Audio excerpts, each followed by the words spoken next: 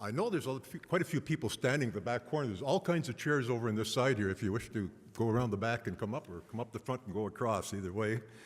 And delegates, at this point in time, it's my privilege to be able to present to you the chair's comments regarding ROMA's board. And I just do want to extend a very big welcome to you on this, our first standalone conference in many years. The conference, and hearing Doug, I'm sure is very inspiring to us all, because after all, we're all looking to build communities that will progress and prosper. It is why we are all drawn to public service. And it is why the ROMA board opted to revive a long-standing tradition of hosting our own annual conference. It was a bold decision by the board. It is one way for us to put the spotlight on rural matters. Some people didn't agree with this move or doubted that we could pull it off. But with your support, here we are.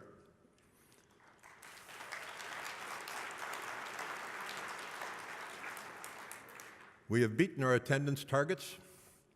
I can tell you that the most optimistic, when we were planning this, the most optimistic number we had were 30% above that most optimistic number. So that's a real positive step, and I thank you for it. And I also thank you for your patience, because I know some of the rooms and some of the meeting rooms have been overcrowded, but I ask you and I thank you for your patience on behalf of the board. And we do have a strong program, and we've brought Rural Ontario together with Ontario's Premier, Cabinet, and I know we have Minister Morrill in the front row here somewhere, I believe. There he is, Minister Morrill. We welcome you and thank you for being here with us this morning. And we have other senior ministry staff and Ontario's opposition leaders so that we can move rural communities forward. Rural Ontario is unique and diverse. We may hail from different corners, north, south, east, central, or west, but we share a range of interests and pressing challenges, and there are many of them. Even with a 3-day dedicated rural conference, it was hard to find time on the agenda for all the matters concerning rural Ontario. Our future and the future of Ontario calls upon all of us, here and at home, up the street at Queen's Park, and even in our nation's capital, to deal with these challenges. We can all work together to make sure that rural priorities are heard, are understood, and more importantly, are addressed. This conference is but one way to foster partnerships, share success stories, and allow you to take new ideas back home. In all, this conference will host more than 36 sessions, speeches, and forums, all focused on rural community needs, ranging from property tax to natural gas and from asset management to rural health care. Then there are the delegation meetings. As many as 300 are taking place with provincial officials. Rural Ontario meeting on Ontario's capital means that we have the ear of the provincial leaders, and we also appreciate that we have federal representatives in attendance as well. Over the course of the conference, they will see a strong and united rural voice. We can do this. It is in everyone's best interest to find common ground and solutions for a more prosperous Ontario. Ontario, and indeed Canada, started as a collection of rural communities. Today, even with our big cities and our small urban centers, rural communities continue to be essential to Ontario's way of life. Rural industries such as aggregates, agriculture, tourism, forestry, mining support the quality of life in every corner of this province. Sometimes I think that urban communities assume that rural communities are aspiring to grow into urban communities, that we are struggling to keep up with them. The truth is that we aspire to become dynamic, competitive rural communities. We have long, rich histories, and for the sake of our children, our communities, and our province, we want to ensure that we have a long, rich future as well.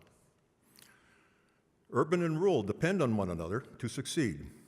We need to ensure that the value of our rural communities is recognized across this province. That is ROMA's focus. ROMA is the most representative, and with your help, an effective voice for rural Ontario municipalities. Rural communities have a tradition of being resourceful and innovative. We are proud of that, and ROMA presses for the tools and support we all need to succeed and for the province to thrive. We work to help set and influence the policies and regulations that impact our communities. And we make sure that while the MPPs sit in Queen's Park setting policy, at the very least they understand the ramifications for rural municipalities. For example, if the province makes regulations changing the basis on which asset management plans have been prepared, then it should pay for the extra work it is creating for municipalities. Our capacity, from tax base to staffing and the number of hours in a day, is a constant challenge. I've been elected to office for over 30 years, and there's no doubt about it, the world has changed. The challenges that rural communities face now are different than they were a generation ago. The nature of our economy, culture, and employment are changing. Technology continues to transform our world. I recently learned that the founder of WordPress, which powers about 1/4 of the world's websites, runs his billion-dollar company with no head office. They have 400 employees across the globe. None of them have to be tied to big cities to work, but we won't share that with the big cities or my colleagues here in the audience today from the big cities. Further, this summer I had the pleasure to meet Toby Lucht, founder of one of Canada's leading technology firms, Shopify. We shared an afternoon together at the historic Opiniokan Resort in the village of Chaffee's Lock, which sits on the Rideau Canal in my township. In fact, we held our ROMA midsummer meeting there. Under the vision, leadership, and execution of Fiona McKean, who is married to Toby, the Opiniokan is undergoing a stunning transformation from a fishing lodge of the past to a world-class destination. It is an amazing story and a transformation, and I encourage you to look it up, or even better, come for a visit for yourself. Toby, in an ever-increasing trend, had just finished an international meeting as he sat lakeside in a cabin on the shores of Rideau Lake created by Colonel By many years ago. This is the future of rural Ontario, unparalleled quality of life made possible by access to connectivity, technology, and innovation. Is your municipality ready? It just shows you that rural communities have a lot to offer and a lot to gain in our new economy. Our appealing quality of life can attract jobs, young people, entrepreneurs who no longer need to be in major cities to establish thriving businesses. We can support and expand our traditional industries while exploring digital opportunities, but we need the right tools, stable finances, and supportive policies if we are to reach our full potential. We are pleased that the CRTC has just recognized the importance of broadband connectivity, declaring it a basic service for all Canadians. For rural communities, expanding broadband infrastructure is critical. Our traditional infrastructure is also, of course, a priority. Our deteriorating bridges and crumbling roads cannot be forgotten in the billions that the federal government is putting towards its Phase 2 funding program. Rural transit is our roads and bridges. It is our core of our communities. Energy and policing also top the list of pressing priorities. Our governments and our residents have all felt the impact of the rising cost of electricity, and cap and trade is yet another unknown. Policing costs, too, are common concerns across rural Ontario. This year, on your behalf, ROMA advocated on these issues and many more. We pressed for the viability of retirement homes, for sustainable funding for rural economic development, for natural gas expansion, and on the closing of rural schools. We responded to the Aggregate Resources Act review, the Conservation Act review, and the Patients First Act.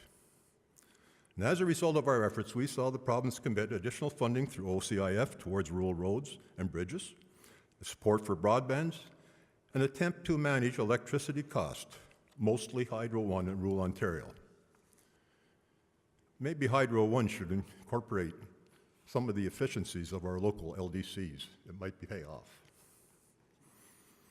We're also glad to see support for rural retirement homes, named in ministerial mandate letters, and we are hopeful that our efforts on rural economic development funding will be successful. Many of these matters are part of our pre-budgetary commentary. ROMA has a voice in provincial policy discussions through AMO's Rural Caucus, which connects us to the Memorandum Understanding process. This process requires the province to consult with AMO on matters that will impact municipal governments. The Rural Caucus is heavily involved with AMO's work, bringing that rural perspective to the table. Myself and 4 other rural officials sit on AMO. As chair, I am pleased to have a seat at the MOU table, and I can tell you, rural and urban representatives work collectively for each other. ROMA has also supported AMO's What's Next Ontario initiative, which takes aim at the long-term financial future of municipal governments. This is critical work for rural municipalities, and you must pay attention to it. We need better tools. We need more flexibility to allow each of us to create stronger communities. You'll be hearing more about this important project in just a few moments. Working closely with our municipal partners is critical to our shared successes. ROMA is pleased to work with our peers, not only in AMO and organizations like OSAM, which represents Ontario's small urban municipalities, but also with our northern colleagues like NOMA and FNOM. On matters such as forestry, northern agriculture, we support them and integrate their work into our narrative at ROMA. As well, we also work closely with the Rural Ontario Institute. Last fall, ROMA and the Institute conducted an email survey of rural councillors asking for their top rural concerns and legislative issues. Those of you who attended the ROMA Hears session yesterday will be familiar with this work, and for the rest of you, it will be posted on the ROMA website after the conference. The top 3 concerns were the cost of electricity, support for local economic development, and improving access to broadband. Other priorities concerns included protecting water quality, the aging population, healthcare, and tourism. On the legislative front, you wouldn't be surprised that the top priorities were all about funding, from the fiscal gap to the future of provincial programs like OMPF and impacts on costs like policing and insurance. The survey results are not surprising, and it reinforces our resolve to continue to focus on those priorities as well as policing and school closures. I want to thank the Rural Ontario Institute. I know their survey results will help guide and fill its research gaps. Even with all of our diversity, we work best when we work together. I am thrilled to see all of us come together under one roof with a singular focus on rural needs. When we come together forcefully with a shared voice, we can be very hard to be ignored. I'm also pleased to see so many delegates here, and I thank you for coming and for showing faith in us. It is my hope that this conference is one that is both insightful and inspiring. I would also like to thank our sponsors, speakers, and presenters in attendance. You are all helping to make this conference a success. And finally, I would like to thank you for allowing me to be your chair of ROMA. And please enjoy the conference. Thank you.